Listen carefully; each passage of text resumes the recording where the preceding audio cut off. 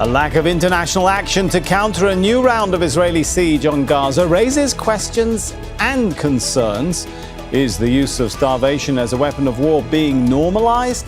And is the US still committed to the ceasefire deal it helped broker? This is Inside Story.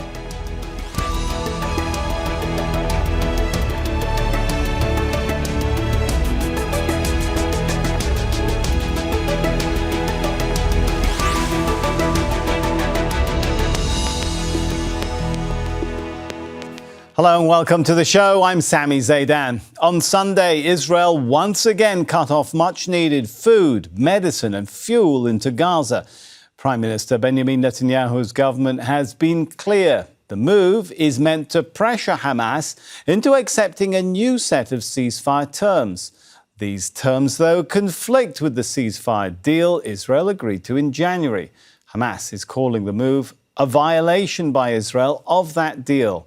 But despite Israel's clear intent to use starvation as leverage, the global response has largely been muted. While Arab countries have condemned the blockade, the US and Europe do not appear willing to hold Israel to the terms of the original agreement. So, can Israel ever be held to account? And if so, how?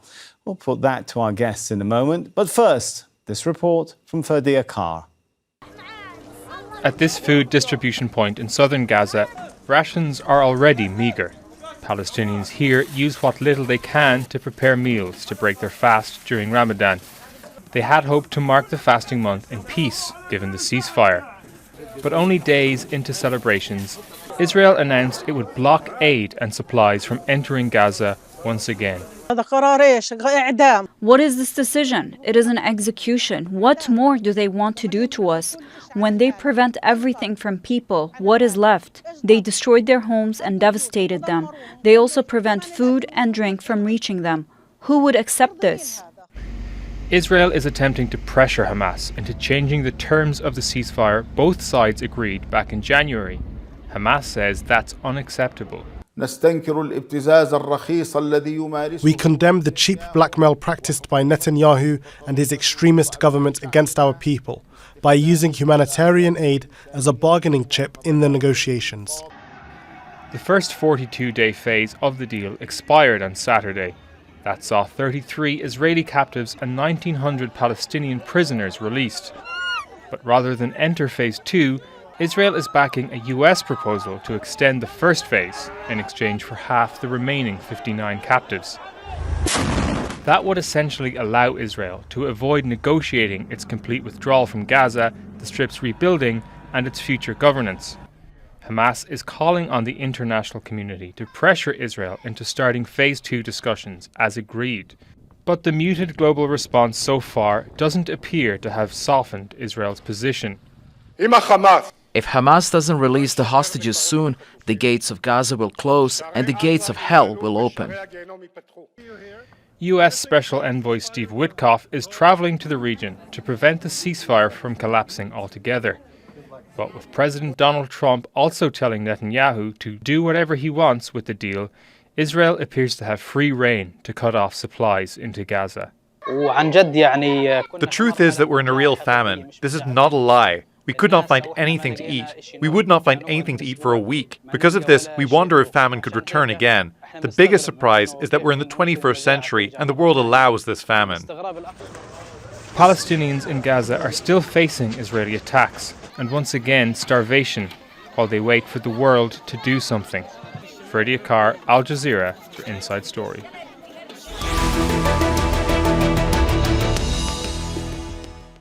Well, before we go to our guests, let's talk to Wasim Mushteha. He's the Gaza response lead at Oxfam, joins us from Gaza. Good to have you with us, sir. So first of all, just to be very clear, are we now in a situation where Israel has stopped absolutely all aid, whether we're talking any items of food, water, clothing, fuel, getting into Gaza right now? Yes, unfortunately, we are now, we don't have any trucks entering Gaza, including all the humanitarian items and the trucks that agreed after the ceasefire. Since 3 days, we didn't receive any trucks in Gaza, including fuel and including all items. And we're talking about, of course, a population of more than 2 million people. How is that impacting their plight? Yeah.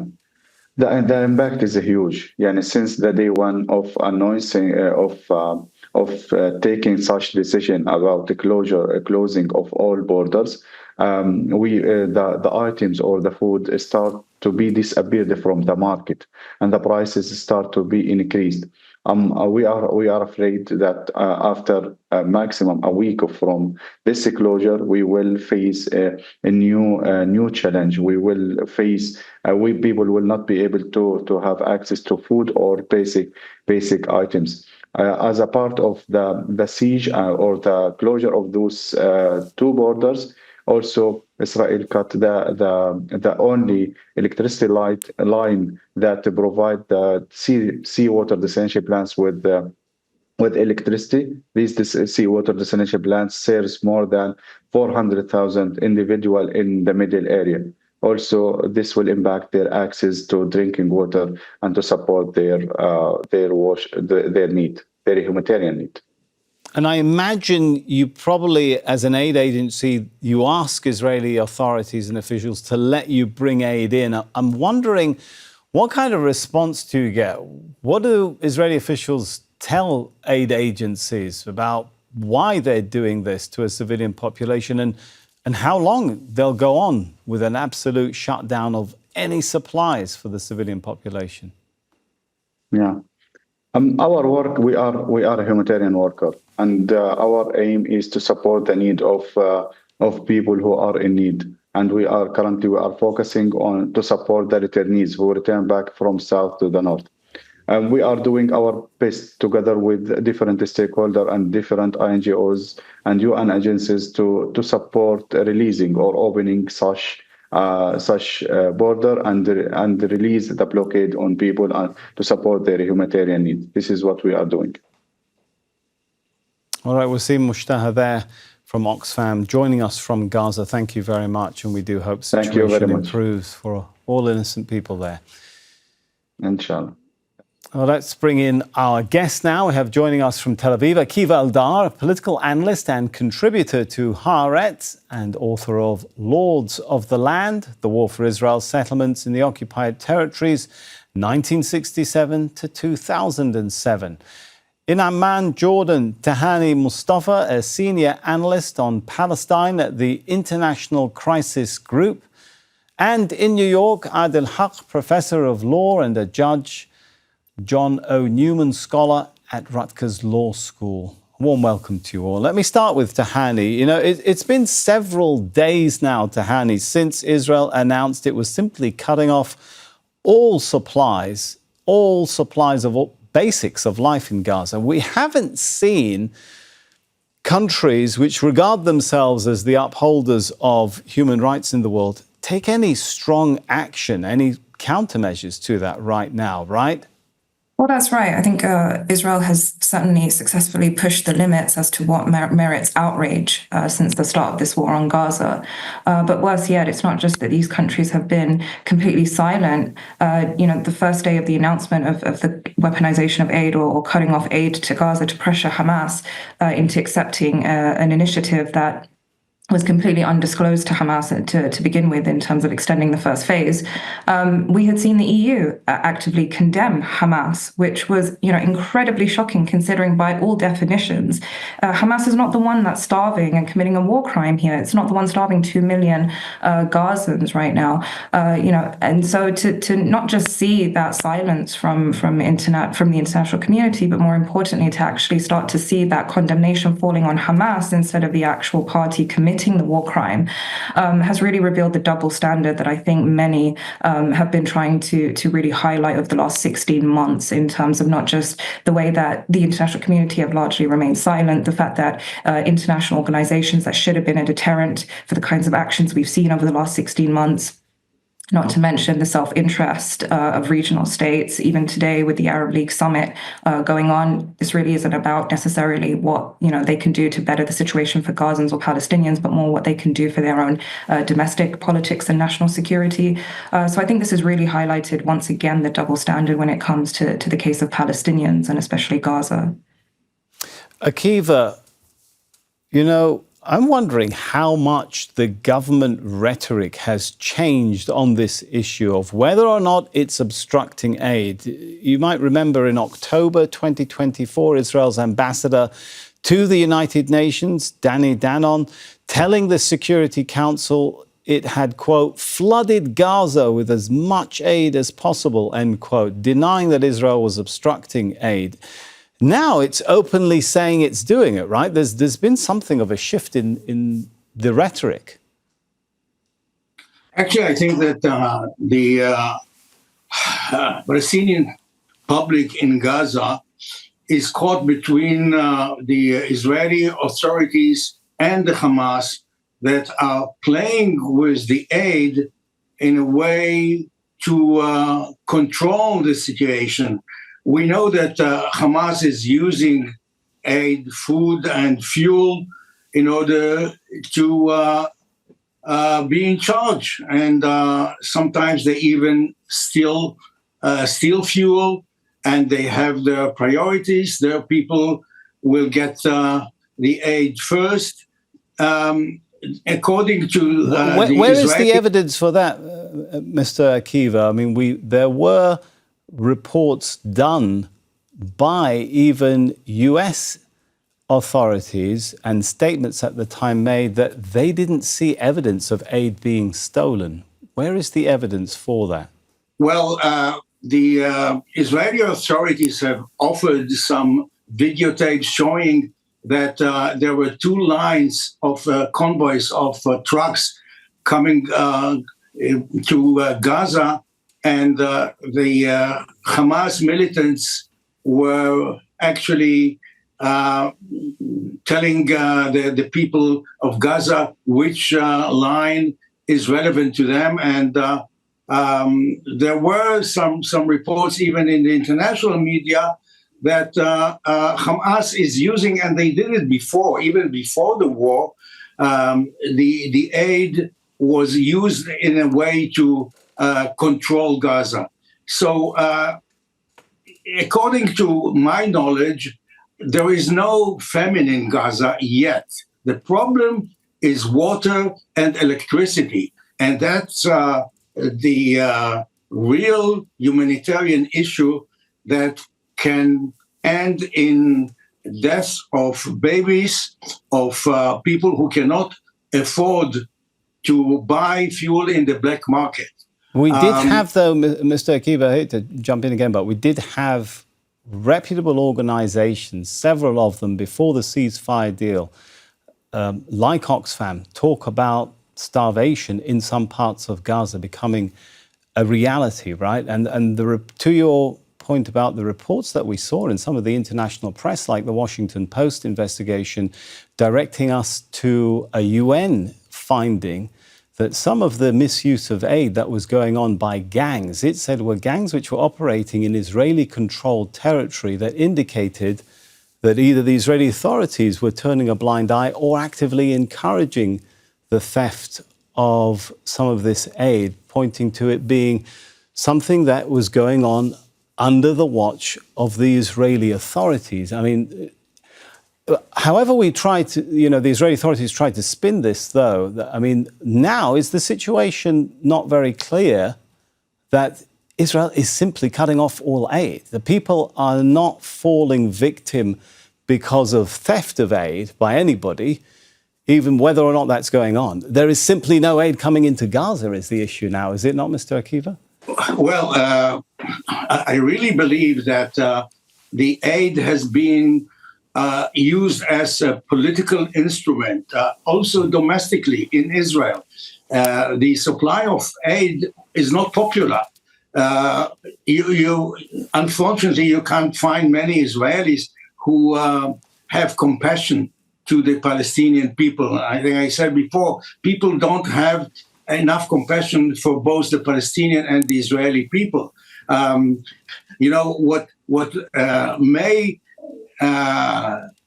change the priorities is the pressure from the captive families, because what we heard from the Israeli captives that came back home is that the Hamas guards told them that if you starve, your government is starving our people, you are going to starve. So maybe the pressure will come from here.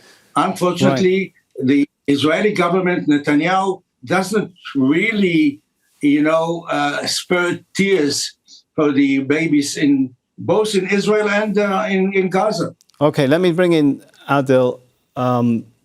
Is there any ambiguity in international law about depriving a civilian population of the basics of life when the UN officials, the latest statement from UN officials talking about Israel's move is cutting off the aid, is threatening civilian life at this point? No, there's no ambiguity. First, as the occupying power in Gaza, Israel has an affirmative obligation to ensure the food and medical needs of the population. In addition, any party to an armed conflict has an obligation to allow and facilitate a much wider range of humanitarian aid, including clothing, shelter, fuel, and other essential goods.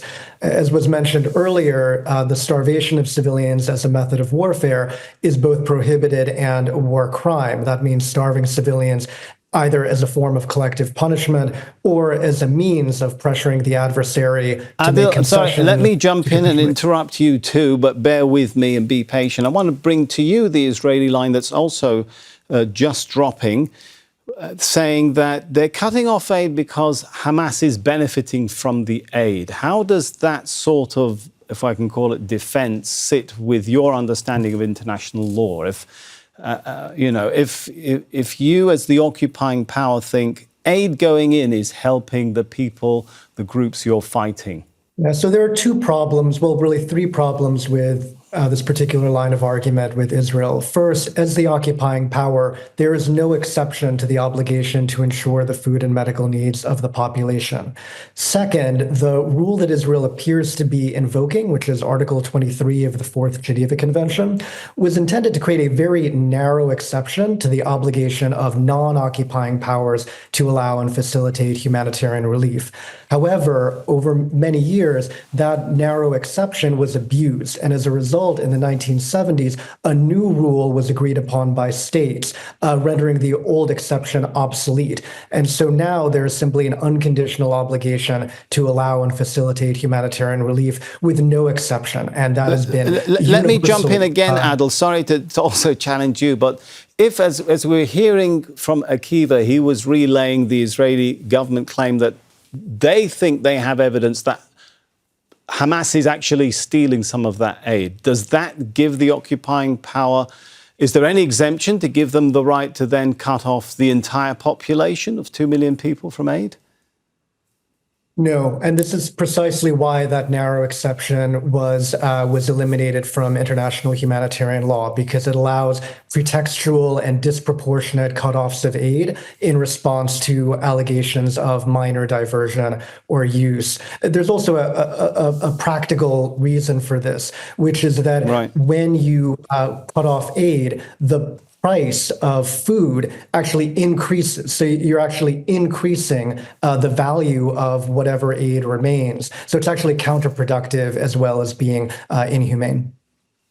Tahani, this is it's hard to think of another parallel like this in recent years of an entire population suddenly losing access to the basics of life and the occupying power simply coming out and saying it clearly now without any attempt, to explain it away, to disguise it.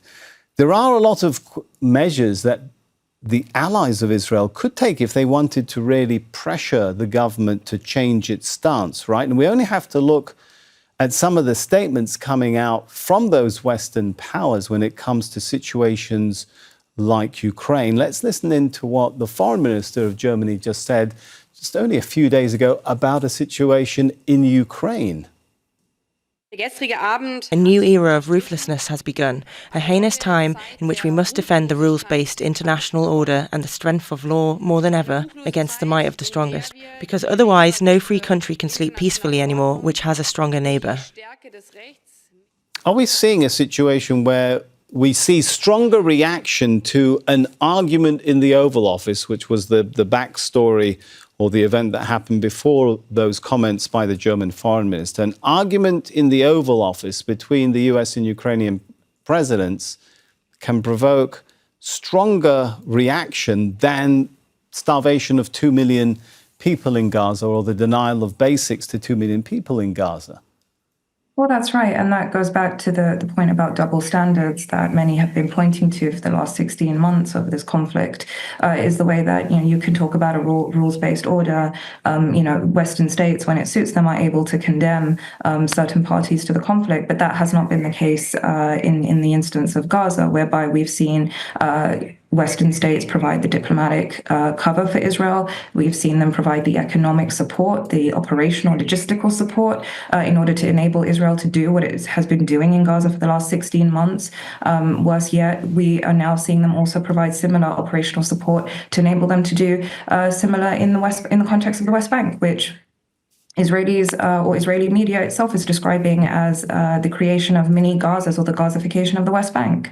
Regional states, are similarly, guilty of this in the sense that they have not tried to use any of the leverage they have with regards to their normalization deals with Israel to put sufficient pressure. If anything, we've seen sort of sticking plaster measures, things like aid drops, sending in medical convoys, but really no pressure to allow. Is that contrasted by, for example, what we're seeing over Ukraine with the US cutting military aid from Ukraine because of an argument in the Oval Office? We're not seeing the same level of concern, and there's when it comes to Gaza, and there's obviously measures that world powers could use if they wanted to, right? Well, precisely. There are definitely measures that can be utilized in order to pressure parties to the conflict, both parties to the conflict, to reach some kind of ceasefire deal or to put an end to the fighting. And we haven't seen any of those measures. The images that we saw coming out of the Oval Office last week, nothing of the sort was applied to Netanyahu. Netanyahu, who by all accounts by the ICC and ICJ is wanted for war crimes. Akiva, should we be surprised at all? Was it clear from the start that the Israeli Prime Minister, didn't want to complete this deal, which he'd signed up to? And if we just remind ourselves of some of the statements that were made right at the beginning of the signing of this, or the agreement, I should say, of this ceasefire deal, Israel's finance minister, Bezalel Smotrich, saying on January the 18th, quote, "Unfortunately, we were unable to prevent this dangerous deal, but we insisted and were able to ensure through a government decision that the war would not end in any way without achieving its full goals, foremost among them the complete destruction of Hamas in Gaza." We'll also remember on January the 19th, the first day of the ceasefire, Prime Minister Benjamin Netanyahu saying, quote, "When I say maintaining the Philadelphia axis, not only we will not reduce the forces there, we will even increase them a little." So Akiva, looking at some of those statements, of course, the significance of withdrawal of Israeli forces was something that was agreed to in the ceasefire deal. When you look at what was said, should it be a surprise to us at all that it appears right now that Netanyahu wants to try and renegotiate or go for a different deal than the one he'd agreed to? Well, Sami, the only deal in town, and this has been the case for many months, actually I believe that this was from day one, is ending the war and allowing all the captives to go back home and prisoners exchange. The Hamas are not stupid, and Netanyahu is not an idiot, and he knows that the captives are the only card. And today the President of the United States is always talking about cards, that Zelensky doesn't have cards. So Hamas has, unfortunately, these cards are human beings that are also starving and dying in the tunnels. So the quid pro quo, the trade-off is all the captives in return of the entire Gaza. Now, Netanyahu is not only violating the part on the humanitarian aid. This can be solved once Netanyahu will comply with the other part, which is withdrawing from Philadelphia access and opening the Rafah terminal for aid or all kinds of goods coming from Egypt. And Egypt is willing even to start the reconstruction of Gaza. So the aid is just one part of the entire puzzle. All right. Adil, what legal mechanisms exist for redress if a civilian population is so openly being deprived of the basics of life? Well, there are several mechanisms. Tahani already mentioned the International Criminal Court has already issued arrest warrants for Prime Minister Netanyahu, as well as former Defense Minister Gallant, centering around the war crime of using starvation as a method of warfare, as well as the crime against humanity of murder, which involves the death of several children as a result of starvation. The International Court of Justice has issued provisional measures ordering Israel to allow and facilitate humanitarian relief, and Israel's failure to do so will likely be taken by the court as an indication of genocidal intent. And finally, there's an obligation. Will any of that come soon enough to help people?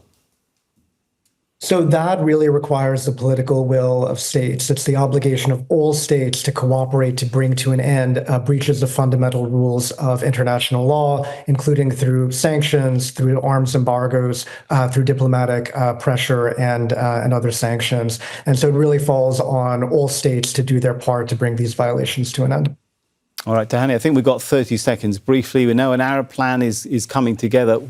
Can it convince Donald Trump there's an alternative to what he was proposing, what UN officials called ethnic cleansing?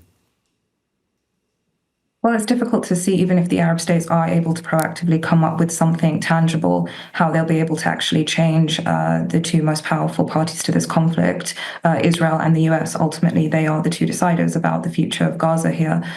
So whether they'll actually be able to leverage the power that they have or the capacity that they do have is something else entirely. And I think given those leading this initiative are highly dependent on US aid, it's very unlikely that we're going to see much come out in the way of anything positive for the Palestinians, at least immediately. All right. I've got to thank our guests for their contributions, Akiva Eldar, Adil Haq and Tahani Mustafa. And thank you too for watching. You can see the show again anytime by visiting our website, aljazeera.com. For further discussion, head over to our Facebook page. That's facebook.com/AJ Inside Story. You can also join the conversation on X. Our handle there is @AJ Inside Story. From me, Sami Zeidan, and the entire team here. For now, it's goodbye.